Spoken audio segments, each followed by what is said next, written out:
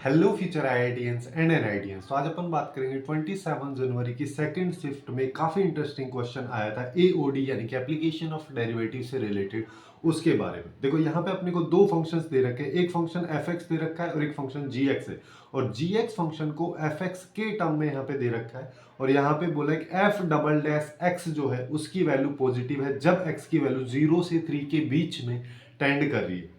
और फिर यहाँ पे बोला कि अगर gx फंक्शन इस इंटरवल में डिक्रीजिंग और इस इंटरवल में इंक्रीजिंग है तो यहाँ पे 8 अल्फा की वैल्यू बतानी है, मतलब अल्टीमेटली अपने को अल्फा निकालना है। अब देखो यहाँ पे f double dash x positive है, जिसका मतलब क्या हो गया, अगर मैं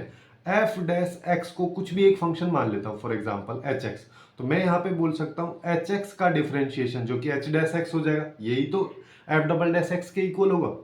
ये अपने पास में पॉजिटिव है। जिसका मतलब मैं यहाँ पे बोल सकता हूँ कि जो hx फंक्शन है जो कि अल्टीमेटली अपने को यहाँ पे क्वेश्चन के अकॉर्डिंग f डैश एक्स दे रखा है, ये एक इंक्रीजिंग फंक्शन होगा। तो अपने पास में यहाँ पे आ रहा है कि f डैश एक्स एक इंक्रीजिंग फंक्शन है। जब f डैश एक्स एक इंक्रीजिंग फंक्शन है तो अपने को यहाँ पे f डैश एक्स आएगा, है ना। तो इसका मतलब हो जाएगा कि उसका ग्राफ जो है कुछ इस तरीके से ड्रॉ होगा। अब यहाँ पे एक चीज अपने को समझने काफी ज्यादा जरूरी है कि जब भी इस तरीके का ग्राफ आता है या फिर कोई भी फंक्शन जब इंक्रीजिंग होता है तो यहाँ पे अपन एक चीज कर सकते हैं कि अगर मान लो मैं यहाँ पे कोई भी एक वैल्यू x1 लेता हूँ जिसका आउटपुट मेरे को यहाँ पे hx1 या f डैश x1 मिलेगा, और दूसरी वैल्यू यहाँ पे मैं कोई x2 लेता हूँ जिसका आउटपुट मेरे को यहाँ पे hx2 या f डैश ऑफ x2 मिलेगा। जिसका मतलब मैं यहाँ पे क्या बोल सकता हूँ कि यहाँ पे अपन रिलेशन देख सकते हैं कि h ऑफ x1 से बड़ी वैल्यू होगी h ऑफ x2 की, यही तो इंक्रीजिंग फंक्शन का डेफिनेशन होता है। और अगर मैं इस रिलेशन को x के रेस्पेक्ट में कन्वर्ट करना चाहता हूं तो मैं यहाँ पे सीधा x1 लेस देन x2 लिख सकता हूं। बट वहीं पे अगर मान लो ये डिक्रीजिंग होता जिसका ग्राफ कुछ इस तरीके से होता तो यहाँ पे अपन क्या x1 लेते जिसका आउटपुट यहाँ पे hx1 हो जाता,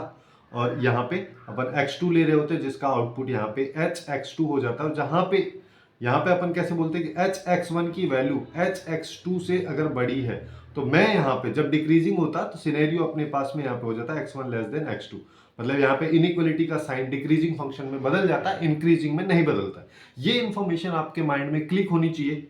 जब भी इस तरीके का सिनेरियो हो। और यहाँ पे देखो अब अपन क्या कर सकते हैं, अब सिंस अपने को यहाँ पे f डैश एक्स के बारे में पता चल गया तो मेरे को अब यहाँ पे g डैश एक्स पे या gx फंक्शन पे फोकस करना है, क्योंकि उसी को मेरे को बताना है कि वो इंक्रीजिंग होगा या डिक्रीजिंग। अब यहाँ पे अपने पास में x की वैल्यूज का इंटरवल 0 से 3 दे रखा है, तो एक एंड पे 0 ले लेता हूँ, एक एंड पे 3 ले लेता हूँ, इसके बीच में कहीं पे अल्फा होगा, अपन इस तरीके से इसको मान लेते हैं, दो पार्ट्स में ड्रॉ कर देते हैं। अब यहाँ पे एक चीज देखो, जब gx फंक्शन डिक्रीजिंग है तो मेरे को क्या पता होना चाहिए, gx फंक्शन डिक्रीजिंग जिसका मतलब g डैश x की वैल्यू लेस देन 0 होगी, और gx फंक्शन इंक्रीजिंग मतलब g डैश x की वैल्यू जो है वो पॉजिटिव अपने पास में निकल के आएगी। अब देखो अब अपने को सिंपल जो इक्वेशन दे रखी है उसी का डिफरेंशिएशन करना चेन रूल की हेल्प से। तो g डैश x की अगर मान लो मैं यहाँ पे वैल्यू निकालना चाहता हूँ तो मेरे पास में क्या आ जाएगी 3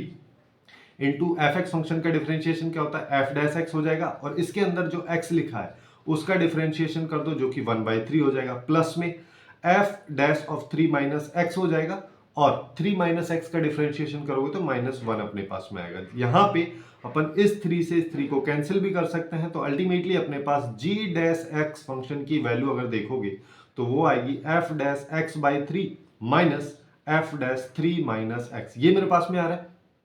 अब इस इंटरवल के लिए या इस सिनेरियो के लिए मेरे पास कंडीशन क्या है, g dash x less than 0 होना चाहिए, तो वही अपन यहाँ पे लगा देते हैं, जिसका मतलब क्या हो गया f dash x by 3 minus F dash 3 minus x, ये लेस देन 0 होना चाहिए, और इसको मैं राइट साइड भी ले जा सकता हूँ। तो मैं यहाँ पे क्या बोल सकता हूँ f dash x by 3 less than F dash 3 minus x मेरे पास में होना चाहिए। अब सिंस अपने को पता है f डैश एक्स जो है एक इंक्रीजिंग फंक्शन है, जो कि अभी अपन ने यहाँ पे देखा जिसको अपन hx भी बोल रहे थे,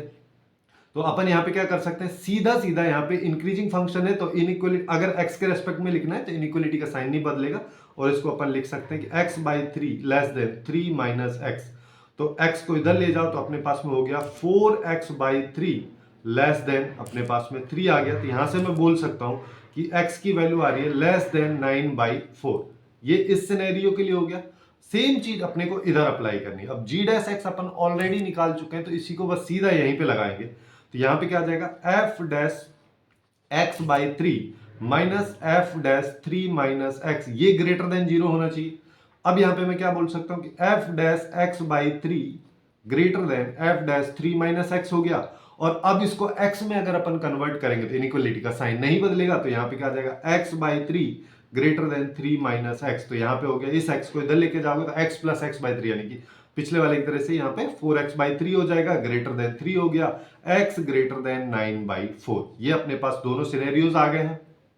अब यहाँ पे देखो 0 से अल्फा तक है तो अल्फा की वैल्यू यहाँ पे 9/4 आ गया और 9/4 से 3 तक है, तो वही सेम चीज यहाँ पे दे रखा है। तो अल्फा की वैल्यू मेरे पास में 9/4 आ गई है, जिससे 8 अल्फा की वैल्यू निकालोगे तो इसको 8 से मल्टीप्लाई कर दो, फाइनली इसका आंसर जो है 18 आ जाएगा। इस तरीके के क्वेश्चंस रिसेंट कुछ ईयर्स में जेईई मेंस में काफी फ्रीक्वेंट हो गए हैं। तो आप लोग, अगर आपका एग्जाम अभी तक नहीं हुआ है तो इस टाइप के क्वेश्चंस आपके लिए काफी हेल्पफुल हो सकते हैं।